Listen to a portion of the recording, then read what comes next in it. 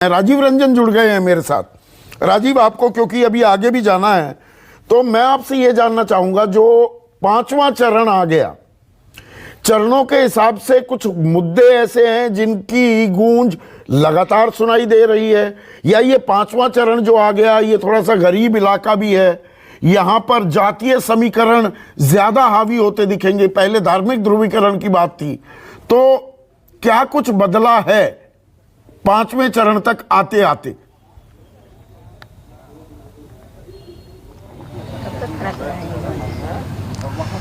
देखिए संदीप, आपने बिल्कुल ठीक कहा कि इस जिस तरीके का चुनाव चरण वाइज अगर आप देखें, पहला, दूसरा, तीसरा, चौथा, तो अलग अलग क्षेत्र थे और अलग अलग जगहों की भौगोलिक, सामाजिक और राजनीतिक संरचना भी है।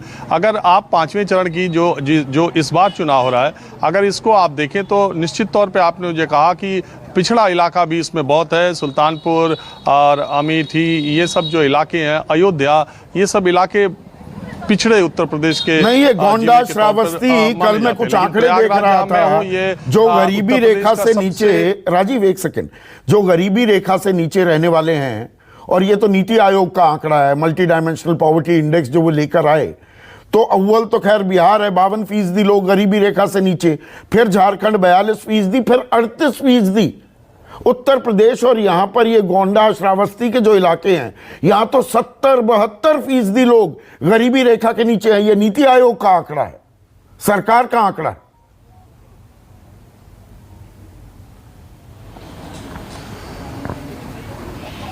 हाँ बिल्कुल संदीप, वही जो उत्तर प्रदेश का पिछड़ा इलाका है उसकी आप कहें तो शुरुआत पांचवें चरण से हो जाती है। जो जिन जिलों का नाम आपने लिया, इसके अलावा जो छठे और सातवें चरण में पूर्वांचल के भी जिले हैं, वहाँ भी ये स्थिति है। देखिए, एक इंटरेस्टिंग बात ये है कि पांचवा और छठा और सातवां चरण, ये चुनाव जहाँ पर हो रहे हैं वो नौजवानों के शिक्षा के बहुत बड़े केंद्र हैं, बनारस, गोरखपुर और प्रयागराज। अगर आप देखें प्रयागराज में खुद कितनी बड़ी यूनिवर्सिटी है और इसके प्रतियोगी छात्रों की कितनी बड़ी तैयारी है।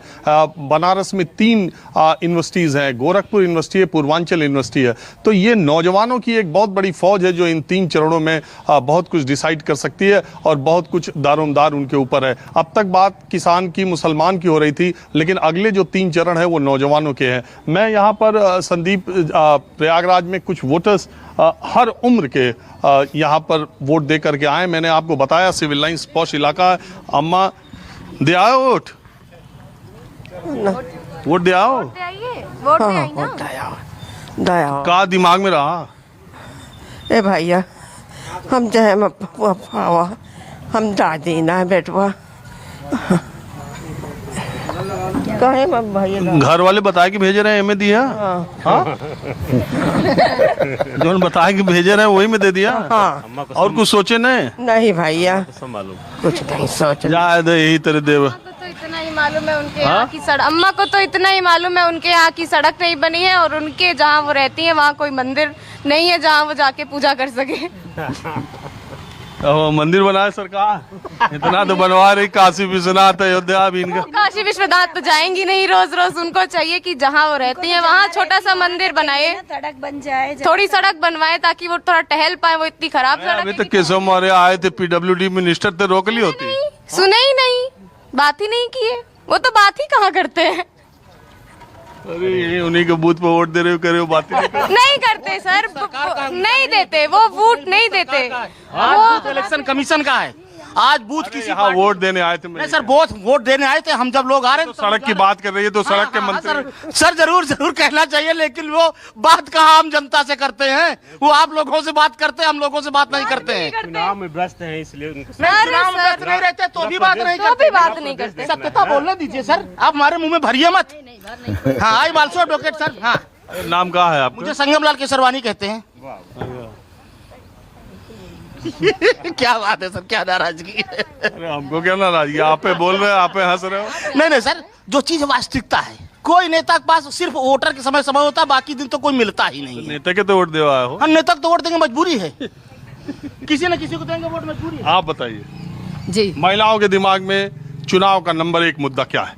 सबसे बड़ा मुद्दा है देश हित, राष्ट्र हित, विकास और महिला सुरक्षा। चारों तरफ तो विकास ही विकास दिख रहा है, कहीं भी निकल जाइए रोड पे। वो लड़की क्या बोल के गई? अब बोल रही है उनका अपना मत है, उनको नहीं दिख रहा होगा। हम तो जहाँ भी निकलते हैं हमको चारों बहुत अंतर दिखा इन 5 सालों में। हर क्षेत्र में किसी एक क्षेत्र का नाम हम नहीं गिना सकते। वो अब आगे अगर कुछ छूटा है तो आगे 5 सालों में बनेगा। आप भी बताएंगे वकील साहब को?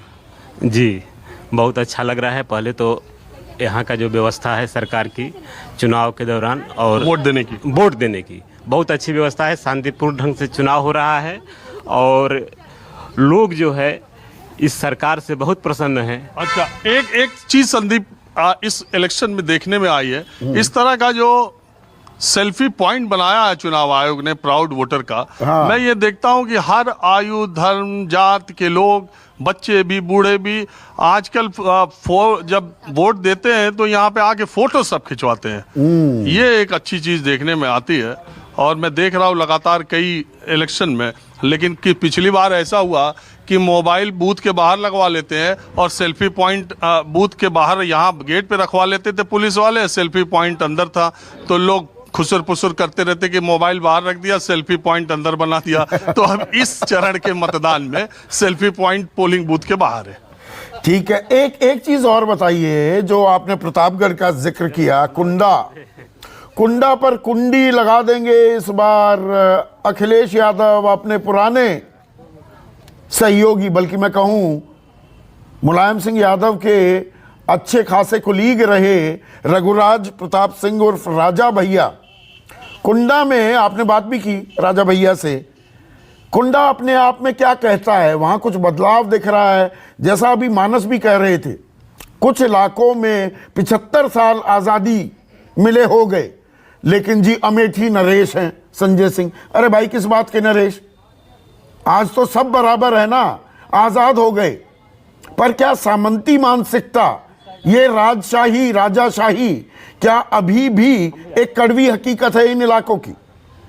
और कुंडा के बारे में आपको क्या एक एहसास हुआ?